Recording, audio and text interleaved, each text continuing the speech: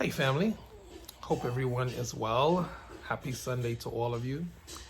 I wanted to share a few things with you guys. It's been a while since I actually came and spoke to you guys as a group. So, Sunday stories, right? I just want to share something really quick with you guys. We all have reasons, right, for why we believe what we believe about our faith. My question to you is, why do you embrace your faith? Okay. Do you embrace your faith because your mom and dad, actually, I'm looking at a picture of my mom and dad in the background right now, and it would be a nice time to show you guys who they are. This wasn't planned, by the way.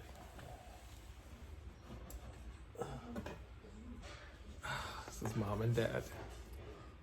If you guys could see them really well. There we go. My mom and dad. That's what they look like. Alright. Yeah. Anyway. Do you embrace your faith because that's what your mom and dad raised you as, right? Or do you embrace your spirituality because you're personally convinced that this is the way? All right. Why do you believe the faith that you believe? That's my question to you. And I want you guys to be thinkers, okay? I don't want you guys to just be gullibly embracing stuff just because that's how you were raised, just because, that's what you were taught. I want you guys to really begin to study, become a student of anything you believe. Become a hardcore student. Because, for instance, ISIS kids, right? They believe in Islamic extreme behavior because that's what mom and dad taught them. That's what they were programmed, right? Well, we could experience the same thing too in the Christian world, right? We could embrace, and there's Diamond walking up and down the steps. Hello. Goodbye, Diamond. Excuse me. Gosh, I always count on Diamond to mess up my video moments. It's kind of fun though.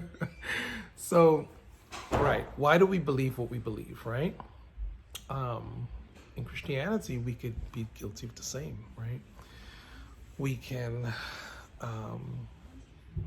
embrace some aspect of Christianity just because mom, dad, or a spiritual leader said, hey, this is the truth, right? Anything I tell you, anything anyone tells you, question it inside out, upside down. Research it on your own. Do not just adhere to or embrace a belief just because, okay? You have to come to a place where you examine everything. For instance, in my country, my grandmother was telling me about some things that took place. One of her good friends had this specific, particular Christian denomination who believed that Jesus was coming back in 7 days, and the world was going to end, and it was just going to be like just the end of everything that they knew. So they went up to everyone in their community, sold off all their belongings, sold their houses, got rid of all their possessions, cried, begging their families to come up into the countryside with them where Jesus was going to come back. And this particular date he was coming. And, they were going to perish if they didn't go along with them. So they told everybody in their local community, you guys are going to, perish if you don't come and believe in what we're saying and, sell off everything you own because this is it. It's the end of the world. Jesus is coming back on Thursday, the 15th. Well, I don't have to tell you guys how that ended up. right?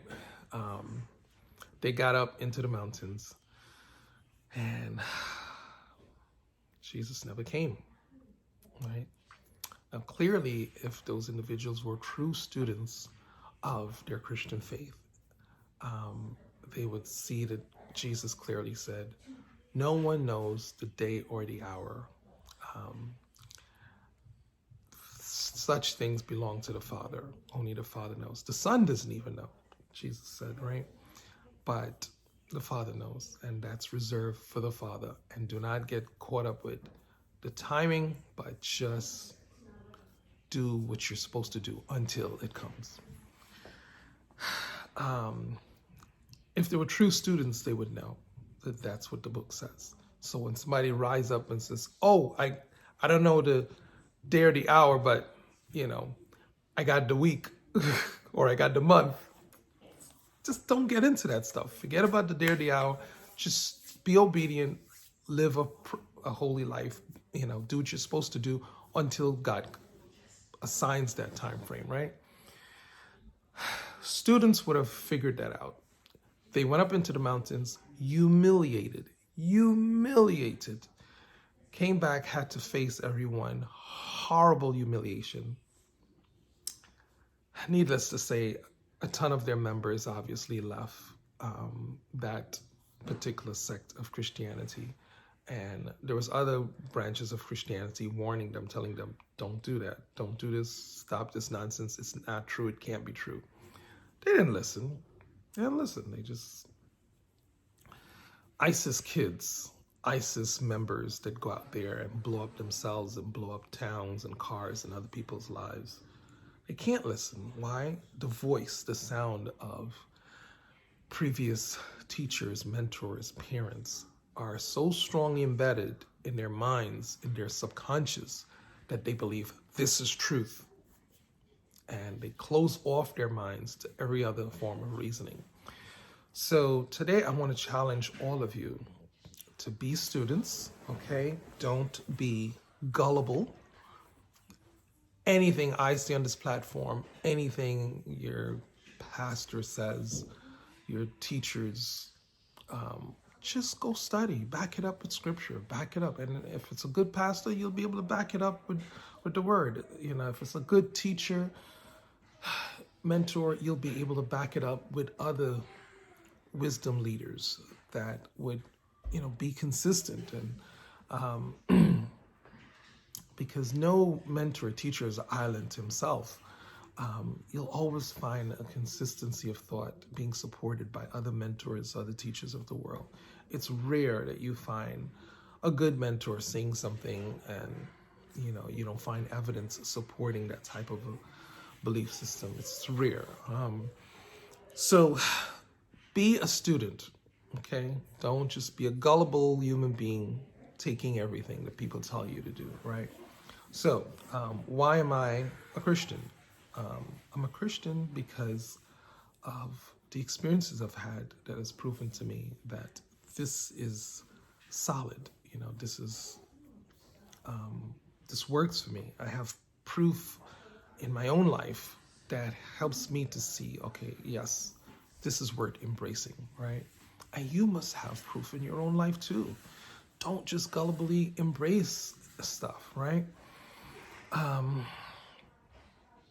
And I'm going to give you guys an example. One of the examples, I have many, but just to give you guys one, right? So I was doing some import and export years ago in South America. And I sent some stuff off to my receiver from America to South America. And he got the stuff, received it, and tied up tons of money. Always had an excuse, couldn't explain what was happening with it. Just a bunch of nonsense. And months down the line, another business partner came and says, look, I don't know what happened with him, but I could do it better, right? I mean, I could really help you sell some stuff, da da da da. So I went and I prayed and I says, God, look, I need guidance, right? I need insight. I need understanding on what to do here because I'm a businessman. I want to do business, but these guys, they sound like a bunch of nonsense. But I'm still tempted to do business. I want to find the right partner.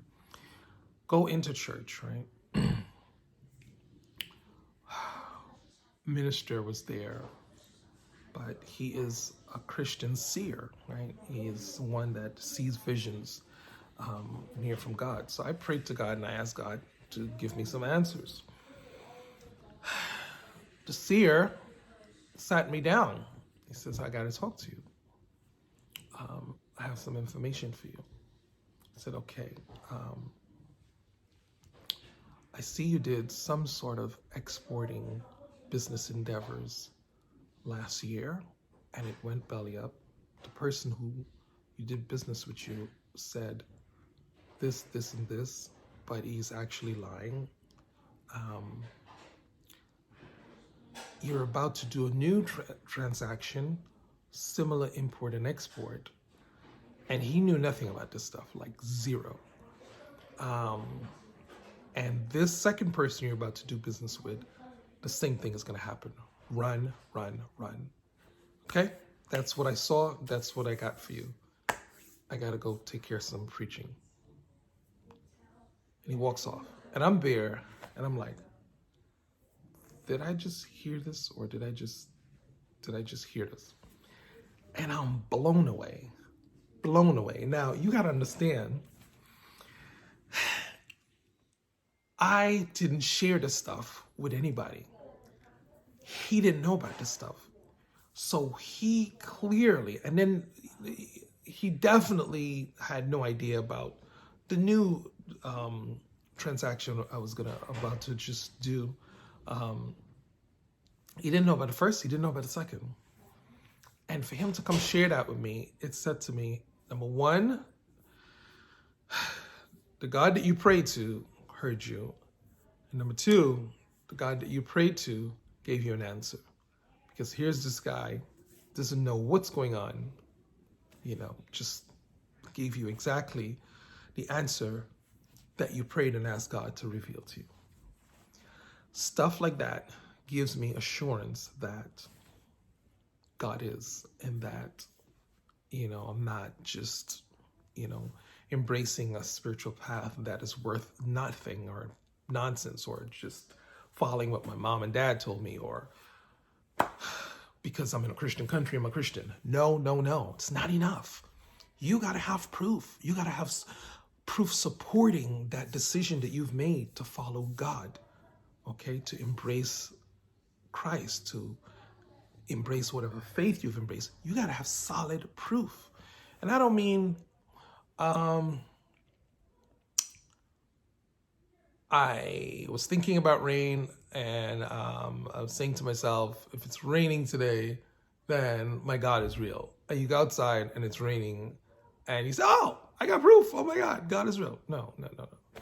Listen, it rains every week or at least every month. That's not, the chances of that just being another rainy day it's possible. I'm talking about solid, specific proof from your God to help you understand that, yes, he's hearing you, he's listening to you. This is worth living and committing myself to this spiritual path because I have proof and results that. And that's my encouragement to you today, okay? Don't just embrace your faith just because, okay? And this is why I kind of stay away from, oh, Jesus is coming soon. It's definitely going to happen. I stay away from stuff like that. I focus on serving God, period. Staying right, living right, loving my neighbor as myself, loving my, family, being honest, being a person of integrity. I just focus on doing what he told me to do. That's it. The other stuff, I don't get. Listen, if Jesus don't know the day or the hour, you think we're going to know? So I stay away from that stuff. I don't get into that stuff. I focus my energy on doing what he told me to do, right? And I just want to encourage you guys to really, really, put your God, to test, show him, I don't mean put him to test as in, being disrespectful. I mean, allow God to show you that he is, allow God to give you a reason and proof that he is who he is, and embrace your faith because of that. Don't embrace it because, you were told to. All right. Love you guys. We're approaching a new week, and I'm excited because let's have another I want us to have another Zoom meeting on Thursday. No, it's gonna be Friday. Next Friday 12 noon New York time. We're gonna have another Zoom meeting, so get your devices together, do what you gotta do, download Zoom if you don't have it. We didn't have it last Friday because, the live thing went on and we had so much going on and it was just a lot. But I'll update you guys and we'll do what we got to do. All right, so we'll have another Zoom meeting. I have a few things in the works. I've gone back into schooling for trading. Why? Because I want to be able to share it with you guys. I want to be able to show you guys how to skillfully maneuver and buy and sell stocks. That's a trade. Also buying and selling currency. Forex. I'm going to be studying these things. I'm not ready to bring it to you guys as yet, but I'm going to study it so that I can teach those who are interested in stuff like that. That's Judah, by the way, making noise. Judah, I can hear you. So I'm going back to studying Forex, stocks, trading, so that I could know how to teach some of you that are interested in such a thing. And that type of making money, you can do it anywhere in the world. All you need is a computer. All you need is a computer and you can make money. Buy, sell. Buy at 4 o'clock, sell at 4:15. Buy at 5, sell at 5:30. And you're just making money. You can make tens of thousands of dollars in a week, in a month. Knowledge is potential power. People perish for lack of, you guys know, perish for lack of knowledge. And we are not going to be without knowledge financially, okay? I don't want you guys perishing financially. I want everybody to come onto this group to be able to tap in, to generate resources for themselves. There must be no lack on our team. And the only way to do that is to, bring in the necessary teachings, ideas to create provision for our group, for our team. This is our extended family, and we want them to be blessed. We want them to be, in abundance. I'm going to pray also that God open up a door for all of us to have computers. I don't know how many of you don't have computers. That's not good. Computers are a very, very useful tool, necessary thing for you to really get a lot of things done. And I just think it's a beautiful thing. So I'm putting that on my prayer list, and I expect all of you to also be praying that a door open up for all of our students to have computers, desktop or laptops, doesn't matter, but really be able to have access to that, so that some of you who want to trade, you'll be able to trade. Some of you who don't have an established business, you'll be able to do that. It's going to open up a lot of great doors for our family, for our team. All right, so that's it, family. This presentation is about 20 minutes long, but I just had to come to you guys to update y'all on what's what. This week, let's get back to work with devotions and principles. And remember, next month is our book competition. If you've not gotten the book as yet, Emotional Intelligence, crucial. Get the book before the first comes, because the first comes, I need you guys, in there studying, reading. All right. And that's about it. Okay. I'll update you guys and keep you guys posted on stuff. Love you, family. hope you guys got something out of my Sunday story. And yeah, be well.